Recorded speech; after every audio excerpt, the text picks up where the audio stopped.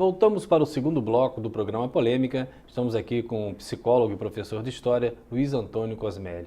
Cosmeli, eu queria que você conversasse, você comentou comigo nos bastidores um assunto muito interessante, eu até quando vim te entrevistar nem sabia, dessa abordagem que você faz enquanto profissional para os familiares que perderam seus parentes, da possibilidade da doação de órgãos. E eu queria que você explicasse para a gente o enfrentamento realmente com a morte, né? Primeiro eu queria saber de você, enquanto pessoa, qual o conceito que você tem da morte? Você acredita nela? Você acredita em vida após a morte? Qual a sua religião? Me fala um pouquinho, coloca a morte dentro do seu contexto de vida.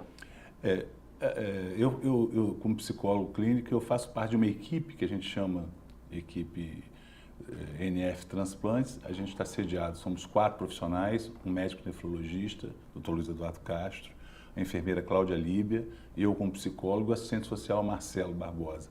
Nós 4 fazemos um trabalho em relação à morte encefálica, né? A doação de órgãos só pode ser feita a partir da morte encefálica, né? Então, a gente tem alguns anos de experiência nisso e é o enfrentamento com a morte, né? Nesse enfrentamento, nesse momento, por quê? Porque é um momento difícil. Porque a morte encefálica, você chega lá, o teu parente está lá no leito, ventilado, né, coração batendo e o cérebro já clinicamente morto. Ou seja, é um processo irreversível, não é coma. O cérebro não funciona mais. O que está funcionando ali é apenas um reflexo de medicação, de hiperventilação, de alguns recursos tecnológicos para manter aquele organismo. E é nessa hora e somente nessa hora, e nós somos obrigados por lei a abordar a família e oferecer a ela a oportunidade, né, da doação de órgãos. Mas né? você dá a notícia da morte encefálica ou você, em conjunto? Não, quem dá a notícia da morte encefálica é o médico. É o médico. Você vai no segundo momento. O segundo momento.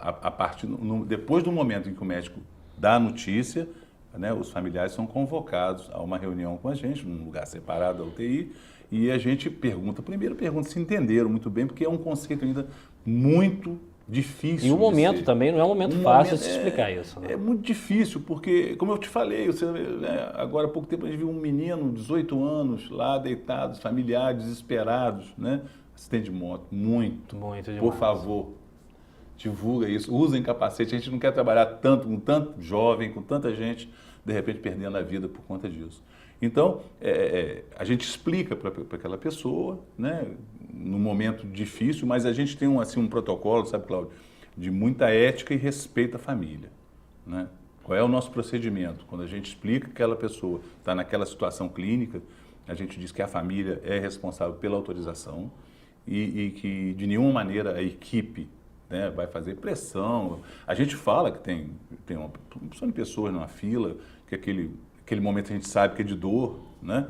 Que se pudesse transformar num momento de generosidade, seria muito interessante, né? A gente conversa com as pessoas, mas com muito respeito. Tanto respeito que a gente só aceita a doação, né, se for uma decisão unânime da família. Se a gente perceber que a questão da doação começa a dividir a família, né? Ah, você nunca ligou para minha mãe, agora você quer doar os órgãos? Não, você que não fica feio. A gente interrompe, né, e explica isso. E isso tem que ser muito rápido também, né? Tem que ser muito rápido porque aquele organismo, né, geralmente, dependendo das situações, não é uma coisa, mais 48 horas, 72 horas, ele não vai passar disso. Só para não fugir a primeira pergunta que eu fiz a você, qual a sua concepção de morte? Você tem religião, acredita em morte, vida após a morte? O que você vem à tua cabeça com a palavra morte? É fim, não é? É começo? É fim. É fim. Para mim é fim. Você tem religião? Eu não tenho nenhuma religião, não pratico nenhuma religião. Mas para você é fim? É fim. Pois é. E quando você se confronta com religiões lá, dessas parentes, o que você já presenciou? É muita fé? É muita convicção daquilo ali? Porque muita gente com certeza deixou de doar porque acreditava que aquela religião... Não é nem religião, né? Quer dizer, depende da religião. Todas as religiões são a favor da doação. Sim, mas as pessoas, eu estou querendo dizer. E as pessoas naquele momento ali, né, algumas doam por conta da fé, por conta da religião, elas conseguem doar. Né? E algumas se apegam à religião, e aí a gente entende, né, Cláudio, é assim, aquela negação da morte. Aquela né? fase ainda, né? Aquela negação da morte de que alguma coisa vai acontecer, né? Que Deus que vai interferir, que pode haver um milagre, que pode acontecer, né?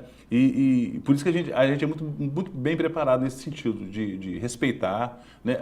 A gente convoca, apesar de eu te dizer qual é a minha posição diante disso, a gente até pede, ó, se você quiser trazer um pastor para conversar com você e com a gente junto, se você quiser trazer um padre... Você abre alternativas, né? Alternativas para que a pessoa se sinta à vontade, não se sinta pressionada por conta de uma decisão mais religiosa. Eu acredito até que hoje não, mas você no começo, isso não mexeu com a tua vida privada, não?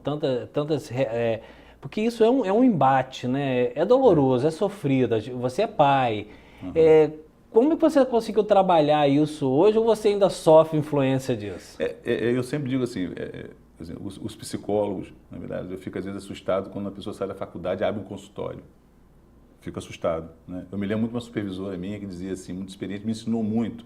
Ela dizia que a gente só podia ser psicólogo depois dos 30 anos de idade, né? Com alguma experiência de vida, e nunca poderia ser psicólogo se não fizesse uma terapia e se não tivesse um acompanhamento no início da carreira. Porque ela dizia assim, a gente mexe com algumas coisas, né, que não são concretas e que podem ser muito prejudiciais às pessoas. De repente, muito. Inclusive quando você descobrir que elas podem ser a base, né? Exatamente, e que você pode se confundir no meio dessa questão. Então, Cláudio, assim, eu me você preparei fez muito, terapia? Eu me preparei muito para atuar nessa situação. E como preparei muito, quer dizer, eu consigo naquele momento trabalhar não só, né, com a questão mais técnica de abordagem, mas também com a questão humana. A gente não perde isso. Eu não perco isso. Né? Em qualquer relação de profissional, eu não perco isso. Em relação a respeitar o sofrimento do outro, saber o que o outro está passando naquele momento, né? Assim, é de ter o time também. Não, aqui dá para entrar. Não, não dá. Momento, né? Essa pessoa não vai ouvir isso. Quer dizer, eu posso falar com aquela ali, de repente aquela ali... Aí o que a gente faz? Olha, vocês podem ir conversar, de repente, em casa. Você foca na pessoa que está mais forte, de repente. Então, a gente trabalha muito no sentido de não se sentir também pressionado naquele momento. Está entendendo? Quer dizer, nem responsável por alguma coisa. Nem responsável por aquilo ali. Né? Cosmeli, nós sabemos que, eu pelo menos acho assim, a gente vive um dia de cada vez, mas a gente pode prolongar a nossa vida. Uhum. Mas a ordem natural não é os pais enterrarem os filhos, né? Uhum. E eu acredito, né, você vai falar um pouquinho com a gente disso, como é que você trabalha isso? Porque, lógico, ninguém quer perder um parente, mas às vezes você está com uma mãe num leito de morte com 94 anos de idade, é um sentimento, não menor, mas você espera aquilo ali. Você perde um filho com 5, com 6, dentro desse mesmo sistema que a gente está colocando. Como é que é diferente a abordagem? É diferente, né? Para você ter uma ideia, quer dizer, eu falei para você os profissionais que trabalham nesse grupo. Quando é criança, quando é adolescente, muito novinho, né? Adolescente, pré-adolescente, eles sempre pedem minha presença. Né? O médico, a enfermeira. A minha presença do assistente social, que é muito bom também, né? Então, para você ter uma ideia, né? Eu trabalhei num caso de uma menina de 12 anos, né, que estava com uma encefálica, e que eu fui na UTI, né? E a profissional que estava lá, a médica, desesperada, porque eu ia abordar, falei, mas você vai fazer isso? Eu falei assim, doutora, tenho que fazer. A menina está morta, não existe mais possibilidade. Mas você não tem coração. Não, eu tenho coração. Você fala, acha que eu estou achando muito bom que ela tenha morrido? Não, absolutamente não. Né? Quer dizer, o que acontece, quer dizer, que ela pode, né, se a família desejar assim, ela pode ajudar outra criança igual a ela. Eu acho que esse retirar do corpo é que deve chocar, né? Até você entender tem a grandiosidade disso, né? Tem algumas pessoas que dizem muito isso, né? Eu quero que ele vá embora como veio. Isso. Né? Essa fala é muito comum, né? Nas pessoas, eu quero que ele vá como veio, né? Mas tem situações belíssimas que você não espera, que de repente uma pessoa paupérrima entende isso, né? Não, meu filho pode ajudar outras pessoas, pode ajudar outras crianças, né? Então, assim, é muito delicado o momento. Primeiro porque é um momento de morte. E a né? vitória de sua está em cima disso, de né? perda, né? E segundo, quer dizer, é uma doação que já tem que vir com você, né? A gente percebe muito isso. A doação acontece quando aquela pessoa já é doadora antes daquele episódio ali. Isso não parte também de uma evolução espiritual muito grande, não? De você ser menos matéria e estar mais trabalhado para isso? Por exemplo, morreu, mas ao mesmo tempo eu estou trabalhado de entender que eu posso ajudar alguém. Sim, sim. E a vitória, a sensação Sim. de vitória quando Não, você consegue? Não é só o perceber na gente, quer dizer, o que a gente vai poder... Não é uma pessoa só que é beneficiada. Olha só, não é uma pessoa só. A gente sente também... Por que a gente se sente bem, se sente vitorioso? Porque a gente vê naquelas pessoas vitória também. Quer dizer, a possibilidade, a doação foi um desapego. Você imagina um desapego, de repente, de um menino, de uma menina, de uma mãe, né? De um pai, de um irmão, né? Você poder desapegar disso para favorecer, de repente, um outro, né? Então, é um momento muito bonito, belíssimo. E a gente já fez um trabalho muito interessante, Cláudio, foi até o Marcelo que fez com a equipe da UF, de estagiário da UF, voltar ao lugar algumas famílias que não doaram, para perguntar, e se fosse hoje? Olha, né? que interessante. Quase todas as famílias doariam. Naquele momento foi muito difícil. Então, por conta desses depoimentos, a gente tem esse cuidado lá, tá entendendo? A gente sabe o que é aquele momento ali. E qual é a sua válvula de escape? Válvula de escape, literatura, esporte. E sabe o que acontece, Cláudio, assim, quem trabalha, eu trabalho com psicologia, né? E trabalho como professor, mas hoje mais com psicologia. Eu procuro ser a melhor pessoa possível. Essas coisas me ensinam que eu sou finito, que eu não São tenho lambadas nada, diárias, né? que eu não tenho nada demais, que todos nós vamos terminar daquela forma ali, que eu não tenho nada mais, eu só tenho a agradecer. Né?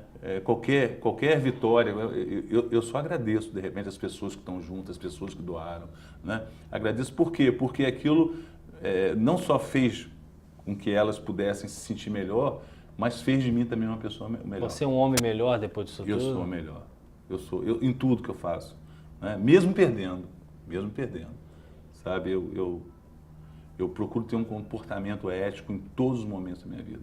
Eu trato tanto a pessoa que está lá no SUS como a pessoa que vem num consultório particular. Eu tenho o melhor tratamento possível, tá entendendo? E você acha que essas pessoas elas conseguem aprender com essas fatalidades? Algumas aprendem.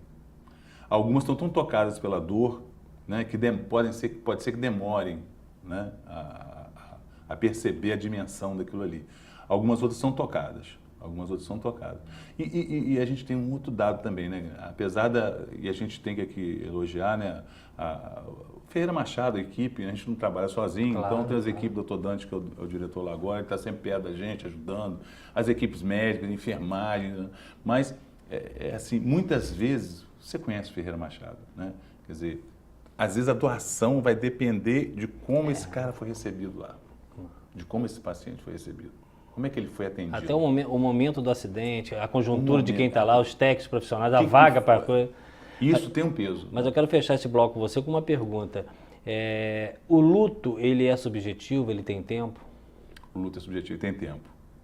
Ele precisa de tempo. E assim, a amostra disso, não sei se você se lembra, antes as pessoas usavam preto, depois usavam preto e branco, depois usavam um fumozinho, né? Que hoje a pessoa, quando está de luto, coloca, né? Que é o tempo de maturamento, né? Da perda, do desligamento, do desapego. Né? Então, o tempo é igual para todos? Não, o tempo não é igual para todos. Isso varia. Perfeito. Estamos conversando aqui com o psicólogo e professor Luiz Antônio Cosmelli. Vamos ao intervalo e já voltamos.